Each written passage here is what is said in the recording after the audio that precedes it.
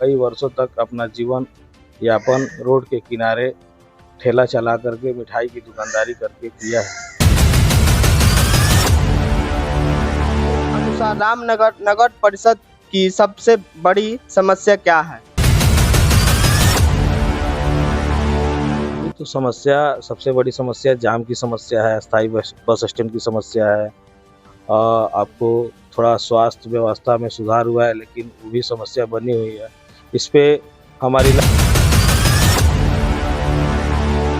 इसमें अगर जनता मुझे मौका देती है तो उनके उम्मीदों पे मैं खरा उतरने का काम करूंगा और एक ऐसा व्यवस्था नगर परिषद रामनगर में लाऊंगा जिसकी जवाबदेही लोगों के प्रति हो, पूरी पारदर्शिता के साथ कार्य होगा। यदि जनता आपसे सहमति या आलोचना करती है तो आप उसे किस तरह लेते हैं? एकदम पॉजिटिव वे में। भावी उप सभापति प्रत्याशी के रूप में चुनाव लड़ने का आपका क्या मुख्य उद्देश्य है? मेरा राजनीति आपके लिए पद प्राप्त करने का माध्यम है या जन सेवा का विस्तार? बिल्कुल नहीं। नमस्कार, आप देख रहे हैं वेब इंडिया न्यूज। मैं आपका अपना पिंटू कुमार। मैं अभी उपस्थित हूँ रामनगर के नगर क्षेत्र में। आज मैं एक ऐसे शख्सियत का बात करने जा रहा हूँ जो ये अपने परिचय का मोहताज नहीं है। जी हाँ, मैं श्रीकांत गुप्ता जी का बात कर रहा हूँ। सर, सबसे पहले आपका वेब इंडिया न्यूज में बहुत बहुत स्वागत। बहुत बहुत धन्यवाद आपका भी पिंटू जी, और आपके चैनल के माध्यम से जितने भी आपके श्रोतागण हैं उन सभी को मेरी तरफ से सावन की ढेर सारी शुभकामनाएं और आने वाले हमारे स्वतंत्रता दिवस 15 अगस्त की भी ढेर सारी शुभकामनाएं। सबसे पहले आपका पहला सवाल, सबसे पहले हमारे दर्शकों को आप अपने बारे में बताएं, आपका पहचान किस परिस्थिति में बीता? मेरा नाम श्रीकांत कुमार गुप्ता हुआ। मैं एक मामूली से परिवार से बिलोंग करता हूं, अभी भी एक साधारण परिवार का ही हिस्सा हूं। मेरा बचपन अत्यंत गरीबी में बीता है, इसमें कोई दो राय नहीं है। इसका उदाहरण लोगों के सामने है। मैंने कई वर्षों तक अपना जीवन यापन रोड के किनारे ठेला चला करके मिठाई की दुकानदारी करके किया है। उसके उपरांत उसी दौरान मेरी पढ़ाई लिखाई भी हुई। मेरे गार्जियंस ने बहुत कठिन परिश्रम करके मुझे पढ़ाया लिखाया। गरीबी और संघर्ष के दौर ने आपके व्यक्तित्व की सोच की तरह बढ़ा। गरीबी में जीवन बीता है, जिसके कारण मुझे एहसास है कि गरीबी क्या चीज़ होती है, और मैं यही कोशिश करता हूँ कि मेरे सामने जो भी उस तरह का परिस्थिति किसी के साथ पैदा होता है तो मैं कोशिश करता हूँ कि उसका त्वरित निष्पादन करूँ अपने तरफ से या समाज के अन्य लोगों के माध्यम से। आपने कई वर्ष तक मेहनत मजदूरी और व्यवसाय के माध्यम से जीवन बिताई। उस सफ़र ने आपको सबसे बड़ी सीख क्या दी? सबसे बड़ी सीख यही मिली हमको कि आप अगर ईमानदारी से छोटा काम भी कीजिएगा तो सफलता उसमें अवश्य मिलेगी। ये ज़रूरी नहीं है कि पैसों के लालच में हम गलत रास्ता पकड़ लें। छोटी सी काम को भी आप उसको प्रोफेशनल ढंग से करते हैं तो उसमें भी अच्छा। अब मैं आपसे कुछ सेवा क्षेत्र के बारे में कुछ सवाल करने जा रहा हूँ। राजनीतिक से पहले भी आप सामाजिक कार्य में सक्रिय रहे हैं। समाज सेवा की शुरुआत कैसे हुई? 2021 के आसपास में जब मैं दवा कारोबार में जुड़ा तो उसमें एक दवा एसोसिएशन करके संगठन है जिसका देख रेख होता है कि दवा के नियमों का पालन कराना लोगों से, दवा दुकानदारों से। तो उसमें मुझे एक सचिव के पद पे अहम जिम्मेदारी दी गई। उसके बाद उस संगठन के बैनर तले मैंने बहुत सारे सामाजिक कार्यों में भाग लिया। वहाँ से मुझे इस चीज़ की रुचि हुई कि सामाजिक कार्यों से लोगों के चेहरे पे मुस्कान लाया जा सकता है। निःशुल्क मेडिकल कैंप, पुस्तक वितरण, कंबल वितरण और जरूरतमंदों की सहायता जैसे कार्य के पीछे आपकी सोच क्या रही? मेरी सोच यही रही है कि बहुत सारे असहाय लोग अभी भी हैं जिनके पास पैसों के अभाव में इलाज नहीं हो पाता है। बहुत सारे विद्यार्थी ऐसे भी हैं जिनके पास पठन की सामग्री नहीं है, बच्चे पढ़ नहीं पाते हैं। बहुत सारे निर्धन लोग अभी भी हैं जो बिना खाए पिए सोते हैं रात को। तो हम लोग अपने एक संगठन है उसके माध्यम से और अन्य माध्यमों से लगातार लोगों के बीच जाते हैं और इस चीज़ की पूर्ति करते हैं और लोगों की सहायता करते हैं। क्या कोई ऐसी घटना है जिसने आपको समाज सेवा जारी रखने की सबसे बड़ा प्रेरणा दी? बहुत सारे ऐसे उदाहरण हैं मेरे सामने जिसके चलते मैंने अपने व्यवसाय और बहुत सारे कार्यों को पीछे छोड़ते हुए सामाजिक रुचि में बढ़ोतरी हुई है। सामाजिक लोगों के बीच में जाना आना हुआ है, लोगों के लिए समर्पित रहने का मैंने फैसला किया है और आगे भी अब मैं लोगों के लिए समर्पित रहूँगा। अब मैं आपसे कुछ जनता से जुड़े सवाल पूछूंगा। लोग आपको किस रूप में याद रखें या आपकी सबसे बड़ी इच्छा क्या है?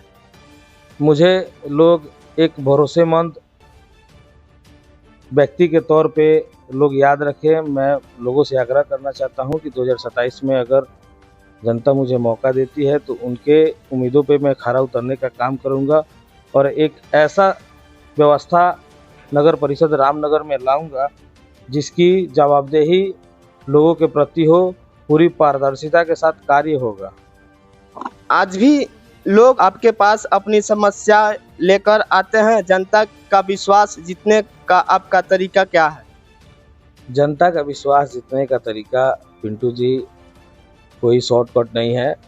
आपके पास अगर सक्षम हैं, मैं मानता हूँ अगर आप सक्षम हैं तो अपने से भी कर सकते हैं। ये ज़रूरी नहीं है कि उस चीज़ के लिए किसी पद पे रहना आपको होना चाहिए और वही कार्य हो रहा है। मैं अभी किसी संवैधानिक पद पे नहीं हूँ और मैं लोगों के बीच जा रहा हूँ। लोगों की छोटी छोटी समस्याओं को समाधान कराने का प्रयास किया जा रहा है। अगर जनता मौका देती है तो उन सारे समस्याओं का भी समाधान निकालने का प्रयास किया जाएगा जो अभी जिन समस्याओं से जनता भी जूझ रही है। अब मैं आपसे राजनीति से जुड़ी कुछ सवाल करूंगा। आपने सक्रिय राजनीति में आने का निर्णय क्यों लिया? देखिए, मुझे राजनीति से दूर दूर तक कोई रिश्ता नाता नहीं था। हमारा एक ही विज़न है कि रामनगर की जो मूलभूत सुविधाएं हैं वो बहाल हो, जिसके लिए हमारे रामनगर के युवा लड़ रहे हैं। जैसे अब मान लीजिए आपको सब्जी मंडी हुआ, अस्थाई बस स्टैंड हुआ, हॉस्पिटल की बदहाली है, थोड़ी बहुत सुधार हुई है, अस्थाई बस स्टैंड का समस्या अभी सामने है सबके। मैं चाहता हूं कि इन सारी समस्याओं का समाधान हो और एक आम जनता, एक आम नागरिक होने के नाते मेरी भी जवाबदेही है रामनगर के लोगों के प्रति। इसलिए मैं अपने आप को पूरा प्रयास करता हूं कि इन समस्या के समाधान में मेरा भी कुछ योगदान आए। क्या राजनीति आपके लिए पद प्राप्त करने का माध्यम है या जन सेवा का विस्तार? बिल्कुल नहीं, जन सेवा का विस्तार है। मैंने पहले भी किया है, पहले भी करता आया हूँ, बिना पद के भी और आगे भी करता रहूँगा। पद मिले या ना मिले, जन सेवा जारी रहेगी। भावी उप सभापति प्रत्याशी के रूप में चुनाव लड़ने का आपका क्या मुख्य उद्देश्य है? मेरा देखिए मुख्य उद्देश्य यही है कि रामनगर की जो भी समस्याएं हैं अभी सबके सामने, उसका समाधान त्वरित हो, निष्पादन त्वरित हो। हमारे जीते हुए प्रत्याशी का बिल्कुल ही ध्यान नहीं है उसके तरफ। मैं रामनगर की जनता से वादा करता हूं, अगर मुझे वो मौका देती है तो मैं पूरी कर्मठता से प्रयास करूंगा कि इन समस्याओं का समाधान हो। अब मैं रामनगर का विकास के बारे में आपसे कुछ जुड़ी सवाल के बारे में जानकारी लेने जा रहा हूं। आपके अनुसार रामनगर नगर परिषद की सबसे बड़ी समस्या क्या है? अभी तो सबसे बड़ी समस्या जाम की समस्या है, अस्थाई बस स्टैंड की समस्या है। आपको थोड़ा स्वास्थ्य व्यवस्था में सुधार हुआ है लेकिन वो भी समस्या बनी हुई है। इस पे लगातार हमारे रामनगर के स्थानीय विधायक, लोकप्रिय विधायक और बिहार सरकार में मंत्री जी से लगातार वार्ता हो रही है, लगातार उनको ज्ञापन दिया जा रहा है। जरूर ही निश्चित ही आने वाले समय में इन सारे चीज़ों पे काम होगा और उसका परिणाम आपको 1-1.5 साल के अंदर देखने को मिलेगा। यदि जनता आपको अवसर देती है तो आपकी पहली 5 प्राथमिकताएं क्या होगी?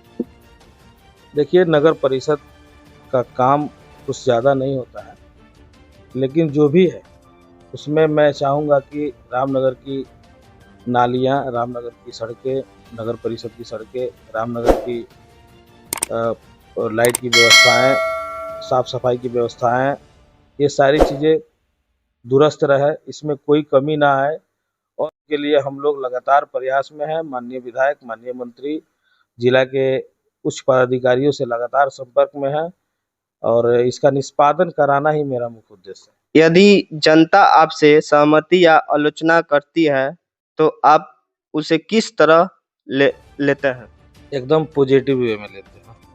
अगर जनता हमारी आलोचना करती है तो उस आलोचना में अगर लगता है कि मुझे सुधार करने की आवश्यकता है तो मैं सुधार करता हूँ। अगर बेवजह आलोचना होती है तो उस पे मैं बिल्कुल भी ध्यान नहीं देता हूँ।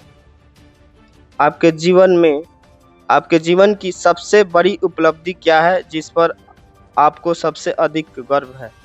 मेरे जीवन की सबसे बड़ी उपलब्धि यही है कि मैं एक निम्न स्तर का व्यक्ति हूँ और मैं बहुत ही नीचे से संघर्ष करते हुए इस जगह पे आया हूँ जिसमें मेरे माता-पिता की मुख्य भूमिका है। आज के युवाओं के लिए आपका संदेश क्या है? आज के युवाओं के लिए मेरा मुख्य संदेश यही है कि आज की युवा पीढ़ी अपना कैरियर, अपनी पढ़ाई-लिखाई पे विशेष फोकस करे।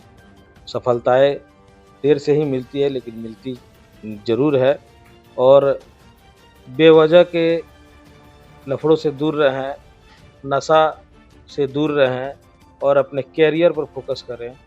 लोगों के बीच में रहें, समाज सेवा के क्षेत्र में भी काम कर सकते हैं और विशेष जो अभी पढ़ाई के पीरियड में है बच्चे, वो अपनी पढ़ाई को बिल्कुल जारी रखें और कांस्टेंट होकर के अपने कैरियर पर फोकस रखें।